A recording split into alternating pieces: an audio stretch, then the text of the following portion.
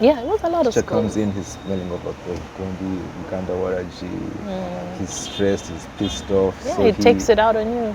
yeah, he just asks, who didn't do their homework? We all did our homework. Okay, who did their homework in a bad handwriting? We all did our best handwriting. Okay, who hasn't? Open your books. Okay, this book is a bit creased. Stand up, 40. And 40. they give us 40 kilos. It was really.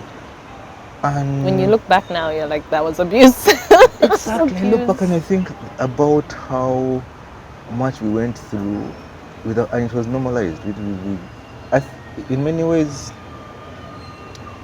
it changed my perception of authority and power and respect, and made me realize that just because a person has the power to hurt you doesn't necessarily make them better, or doesn't make them deserving of your respect. Yeah. And that's actually kind of what you not earlier asked me what I'm doing, and I didn't finish it. And it's what I'm working with Next Media now. Oh, with Next Media. Okay. So among the things I'm trying to do a bunch of things, but the one that's actually off the ground right now is my column with Nile Post. Yes. You're writing that post. It's it's different from the Newman column, because now I'm not just trying to write jokes. I'm actually they hired me to do current affairs satire, political satire. Okay. The problem is that sometimes I take things serious and I don't. If I take something too serious, I can't make jokes about it. So it's kind of hard for me to be funny about these things, especially when I'm thinking about the convoys which drive and throw us off the side of a road. So now when you're writing, you feel that you're writing about things that really, really Yes. affect you, and yes, and I think that if anything, I am kind of on a crusade to get that thing taken out of the Ugandans we have. That thing of like, just because the person has a post or has a title or has bodyguards, that this person automatically is above reproach, or we must kowtow to them. Or no, I think we should start. We should demand that they respect us as citizens.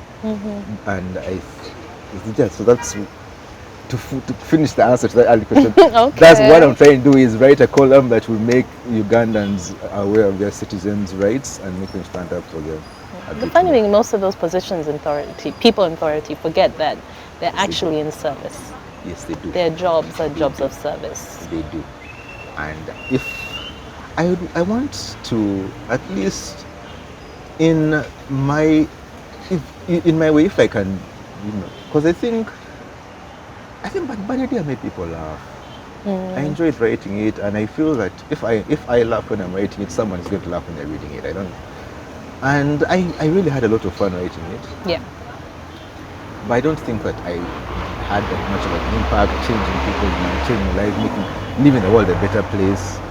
So I think that's what I'm trying to do now, is that in this way maybe change the way a person will think about our relationship to power by telling people that, yeah, you can ask the question that, listen, just because the person has a siren, or really shouldn't have slapped, you can't slap a traffic cop for stopping you because of you doing an illegal U-turn. Yes. Very thorny topics. But yeah, someone needs to talk about them. Yeah, now at least I have a kind of a mission. He's on a mission. Okay. So your time in Uganda and going through that changed the way you looked at authority figures. Did that affect you in secondary?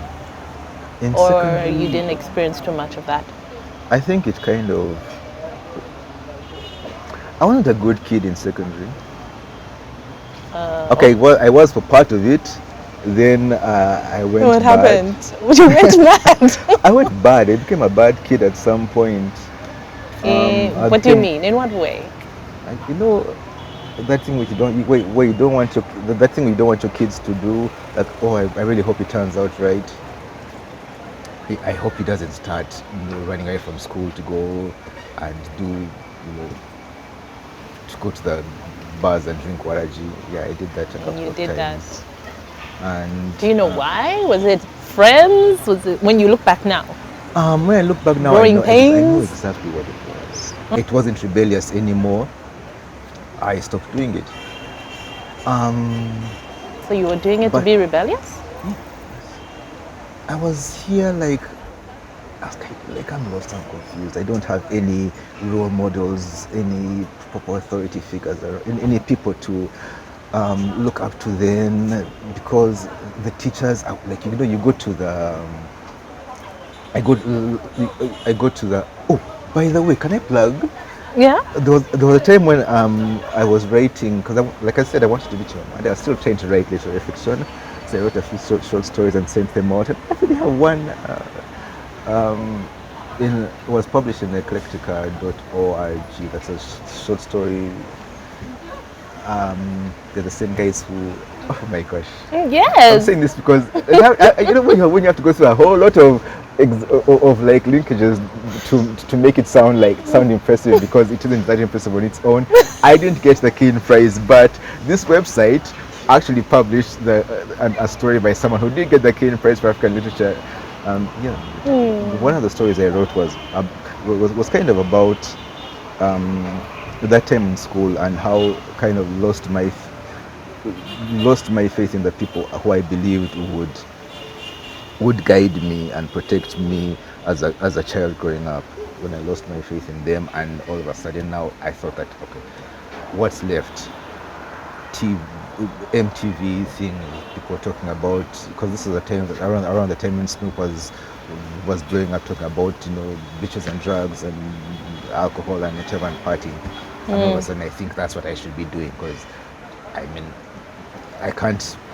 I'm not going to listen to my teachers. My teachers just gave me 40 canes for talking in class. And then we can come back and hear that this guy has been, again, I can't say the things which we knew that they did, because I don't have the receipts. But I can say for a fact that there are things which happened in school that were performed by our teachers, which really compromised their position as moral leaders, or as people who can set an example for us. They would do things, and we just can't. This person cannot teach me right from wrong, so I'm left alone. I have no one to look up to, except these damn idiots on the music videos.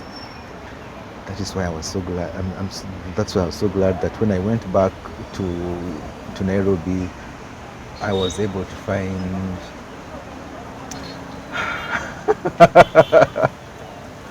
Bruce Springsteen. I was able to find Aiko Yarma, and I was able to find a lot of poetry, and a lot of novels, a lot of writers. I found Maya Angelou. I found Toni Morrison. I found. Now, Tupac at first was one of those guys, but when you listen to the Tupac album, you begin to really understand what he means. Because the thing with Tupac is that he would act out. He would act out and go around and shout those things about, I'm going to shoot these people, I'm going to shoot these people, yeah, oh, we're going to pop bottles. But then he would still take you back in, like now when he's alone in the room and he's sitting there and thinking to himself that I'm doing this because I don't feel that I have the freedom or the opportunity to be fulfilled by having the life I want. I don't think that the society has given me the opportunity to have a loving family and a stable childhood and a future and a career. So I'm acting out. I'm suicide. So it opens your mind, And the same thing with Maya and Tony and Nikki Giovanni, and I read a lot of. That's important because, like you said, a lot of the music you listen to when you're really young and impressionable, and what you watch, if you see the anger Yes. And you don't know what feeds into the anger. What Yes, all you exactly. take from it is the Is anger. the anger, yes, especially if it's so glamorized, because they've put it on nice lights. So I think that Snoop and NW and Dr. Dre were just that anger just glamorized, but Tupac brought it back. And the same thing with Bruce Springsteen. If you ever meet a Bruce Springsteen fan, shut them up before they go too far, because we really he's he's the kind of I really hope everyone should have someone like Bruce Springsteen in their life, someone who like will write the song and you listen to it and you realize that he has taken something which is in your heart and your mind, which you never had the words for, you never But he's saw managed it. to put the Yes, words to now it. you can see it and shape and understand it. And that's what Bruce did for me. He really helped me understand a lot of things and basically brought me back. It taught me to that it isn't that it isn't so much like if you can't find a role model, create one and try to be that role model for yourself. Try to be try to be kind with what you have, even if you're broken or you've been. Don't pass on the grief. Don't pass on. Don't if you're going to if you. She taught me a lot. So by the time I came back to Uganda Nairobi. to Uganda for university, Okay. I think I broke. I was a good kid again. You would. I was a good kid again, and I had a. I and then this was when I actually started to say that I wanted to become a writer. Because I wanted to write a story. I wanted to write the Great African Novel. You wanted to write? The Great African Novel. Yes, yes, I yes. wanted to write that. So this was out of like what? A levels Yes. when you started thinking about that. Yes. Okay. I came back to campus. I came to Makerere because I had read The Beautiful Was Not Yet Born and Chinua Achebe's poetry and Ngugi wa Thiong'o, and I felt that okay, let me do something for my country, Uganda. Okay. So I came to Makerere to. I figured that okay, I'll do mass communications. That's going to be like. So you said you came ready to write your great African novel. ready to write the What Great did you do? What did you study at I studied mass Makerere? communications. Aha. I Okay. studied mass communications when we were like 20 of us in the class. Tiny little class. And I think I did quite well. Well, at least I passed all my mass comm classes. But I don't know if this had changed by the time you did mass comm. Because I know you did mass comm. Yes, I did. I don't know if it had changed by then, but you know how you have mass comm, but then you're supposed to go to the main hall twice a week to study, to do sociology, something like that. Oh, you mean the general classes? Yeah. Yes, yes, we had that. So the thing is, I did my mass comm diligently. I was a really good student, but I did the sociology. You didn't do any of that. I would forget that it existed sometimes. Next thing you know, I spent like a. And there's also the fact that I was working at the time. I began writing. I think so. Yes. Yeah. And so I passed my papers and I was ready to graduate. And that's when they told me that, no, you're not graduating. Why? Because you didn't do this sociology paper. I said, what? There's a sociology paper? So I got. I mean, I had been like, oh my, I discovered this thing that, because wanting to write is one thing. Actually doing it is a completely other thing. It takes you and it transports you, and it's like, so I would like, I would carry that bag everywhere I go, all through when I was on campus or whatever, because it would have my Walkman. Yeah, that's how long ago it was. And then I'd have 3 novels, and then I'd have 2 notebooks, because there's always a chance that one of them is going to run out. Okay. And I would And have you're always pencils, writing. because a pencil and a sharpener, because I'd just write with a pencil, because I know if it comes blunt, I didn't trust ballpoint pens. Yes. Okay. Because I would, I mean, it was. I think I spent. I think the reason I was able to be a good mass comm was because mass comm was about writing. But I was so taken by the writing part that I neglected that part, and so I said I'll go back and graduate and.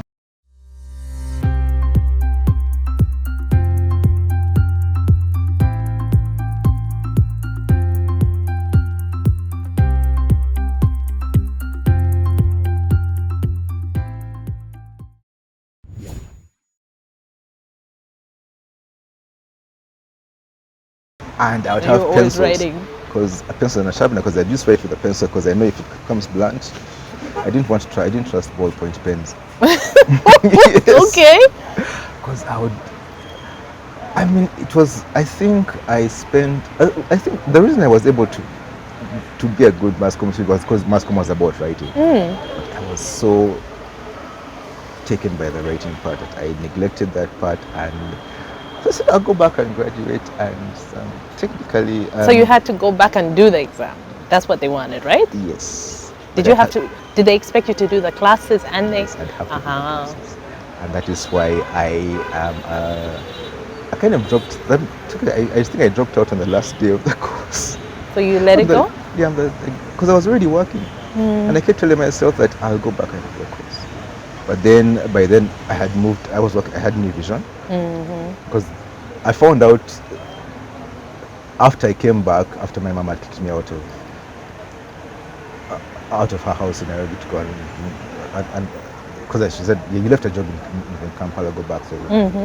So now I was really working, and it was taking a lot of time, a lot of my time, because I was freelancing at the time. So the more articles you write, the more money you make. The more money you make, yeah. Yes. And I really wanted to build myself. I really wanted to have a lot of fun with what I was doing. So I would get after I write one thing, between this and the next article or the next assignment, I'd think of another idea. I'd write that. I think I had like at the height of that era, I think I was running 4 weekly columns in the New Vision. I had some on Friday, I had some on Saturday, I had 2 things on Sunday. Because I was blasted. So when in this time, even after, when did you write these children's novels? Now, that came a lot after, because A lot later. what happened was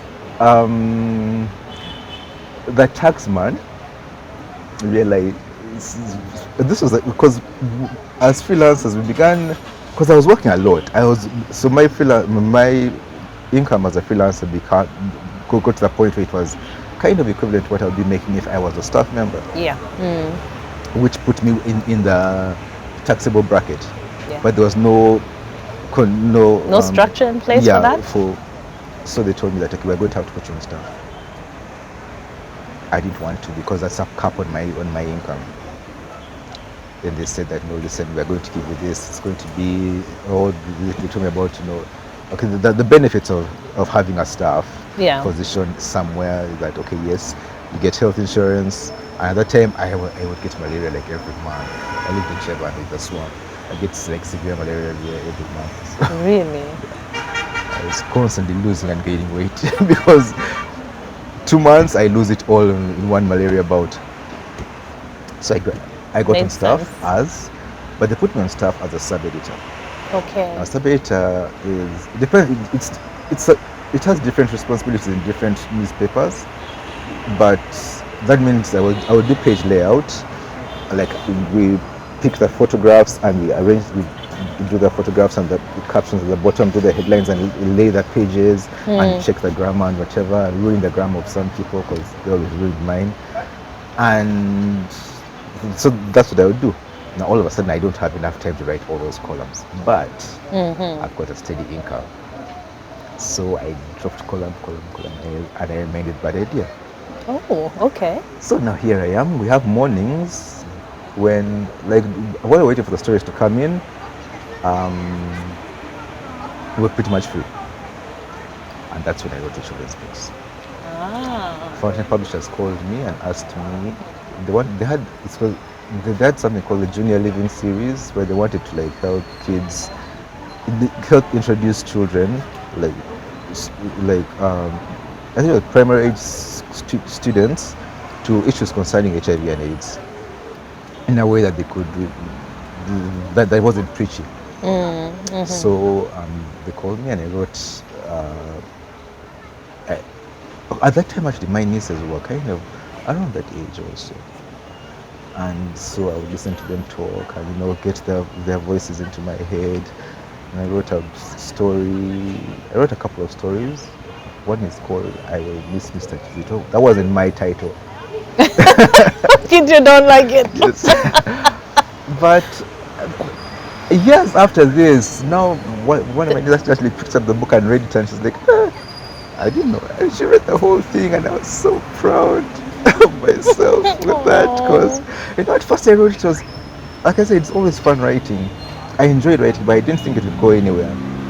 But it's still on the shelves, and people are reading, and I just like to think that somewhere, somehow, it has helped someone, some young person, be able to open up and start this conversation with their parent or guardian or someone about that. Especially considering that, how even today in Uganda, we all have someone in our lives who is living with HIV and AIDS. Yeah. And so it kind of helps to, for someone to just, maybe the kid read the book and then was able to ask, so mom, what's this and this and that?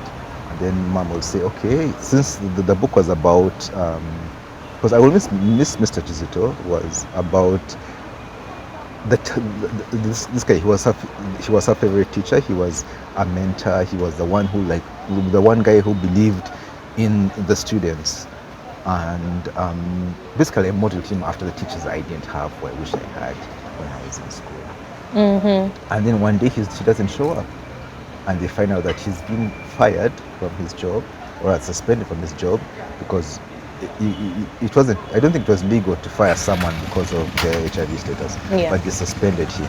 Okay. And the kids are asking why. So they went to his house and they had a conversation, an open conversation.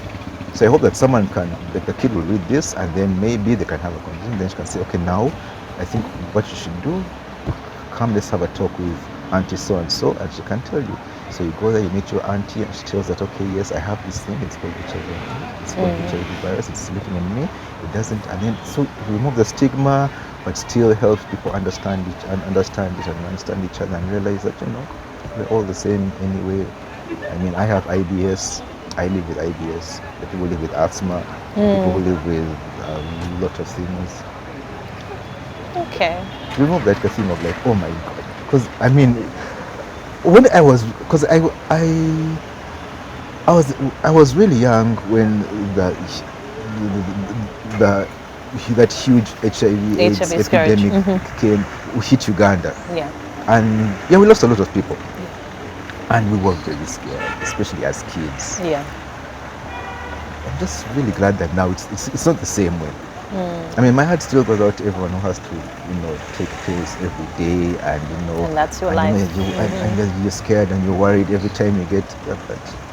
At least I'm glad that You can that have they're open still here. conversations and they can still Yes. have respect. Yes. Yes. And that they're still with us. Yeah. Okay. So writing for you, you said like it overwhelms you. Do you still feel that way even now? I do. Yes, I do. And it's, someone said that writers write because they have to write. They publish because they want to be read. So, whether, so that's when I left New Vision. I thought I was leaving to focus on, Because you said when we were chatting earlier, you said that you left after 20 years because there were so many things that you wanted to do. I had moved from the newspaper to urban television. Yes. Because So you left Vision Group, should we say? Yes, because I left New Vision too, but then I left urban television as well. Because in a way I think it was time to try my own thing, and there are risks I wanted to take, which Which you couldn't do there. yeah, you can't take these risks in a corporate environment. You can't do. I think companies which depend on big advertisers for their income have to toe a certain line. You know, you have to appeal to a very staid and conservative demographic. Yeah. And on the other hand, like there's a lot of us are out of that demographic. I mean, the people like us who are going to watch SNL and Unbreakable Kimmy Schmidt and Breaking Bad, and we're going to be fans of Dave Chappelle. And I was about to say Dave Chappelle. yes, you know, we're going to sit there, we're going to watch Rick and Morty, and oh, of course, my hero Tina Fey, and all of that. I mean, the kind of things she does, stuff I knew that I wouldn't be able to pull off at if I had to make sure that this is something which can pass through the gatekeepers who have got to bring in the advertisers. I thought that maybe what I could do is if I could go out and make the stuff, build a proper fan base, and then come back and show. Because when I left, my plan was always to go back. My plan was to go out, make the stuff, then when I'm not encumbered by having to go in every day and clock in and clock out. So use the time to create your content. Yes. Then go back and say, hey, you guys, I've got this thing here. It's called. I kind of ripped off a few ideas. There's a lot of. There's Blackadder. There's like Jeffrey from the Fresh Prince. Okay. Then I mix that with the pair from Two Broke Girls. Then I put in this character. I mixed this all up, and I came up with this spoon. And then I put them in Kampala, and I had this whole thing where like you have this situation comedy, crazy characters, and I put them together. It was very cheap and easy to produce, and I knew it wouldn't cost a lot of money to make. To make a pilot and take it back and say, guys, pay me. I've got the fan base, so you can see it will, because it will attract someone, but it will attract some money for you guys. But in the process of making all these things, I discovered that I am free to do anything I want. And that came out to like, I'm feeling, oh my gosh, all the things I wanted to do just came flooding in. I got the little dog, Suki.